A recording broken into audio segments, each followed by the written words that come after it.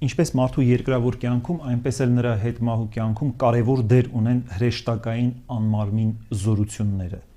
Մեծատան եւ աղքատ Ղազարոսի մասին պատմող առակում ասվում է, որ երբ Ղազարոսը մեռավ, հրեշտակները նրան տարան Աբրահամի գոգը։ Իսկ անմիտ հարուստի մասին առակում Աստված ասում է. «Անմիտ, հենց այս գիշեր հոգիդ քեզանից պահանջելու են»։ Ըստ Սուրբ Հովան Ոսկեբերյանի, պահանջողները չար հրեշտակներն են։ Ըստ Տիրոջ խոսքի, այս աշխարհի փոքրիկների հրեշտակները մշտապես տեսնում են երկնավոր Հոր երեսը։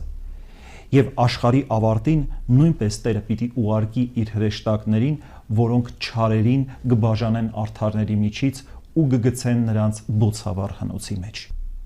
Մյուս կողմից Պետրոս առաքյալն ասում է. մեր ոսոխը Սատանան մռնչում է առյուծի պես, շրջում է, փնտրում թե ում կուլ տա։ Եվ երկնքի տակ օդը լցված է չար ոգիներով, որոնց իշխանին Պողոս առաքյալն անվանում է օդում տիրող իշխան։ Հիմնվելով Սուրբ գրային այս տեղեկությունների եւ հայտնությունից ստացված տվյալների վրա, եկեղեցու Սուրբ հայրերը նկարագրել են հոգու հետմահու ճանապարհը։ Մարմնից բաժանվելով հոգին անցնում է որոշակի հոգևոր տարածության միջով, ուր խաբարային զորությունները ջանում են հափշտակել հոգեպես տկարներին, եւ հարկ է, որ մարդը պաշտպանված լինի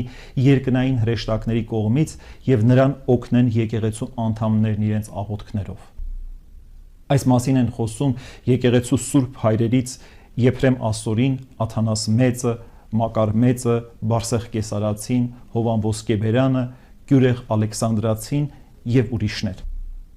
Այս ճանապարհի գեղեցիկ նկարագրությունն է ներկայացված Սուրբ Բարսեղի վարքում, ուր մեռած երանելի Թեոդորան իր տեսիլքում կապվում է Բարսեղի աշակերտի հետ, պատմում է ինչ որ ինքը տեսել եւ զգացել է իր հոգու մարմնից բաժանվելուց հետո դեպի երկնային օթևաններ բարձրանալիս։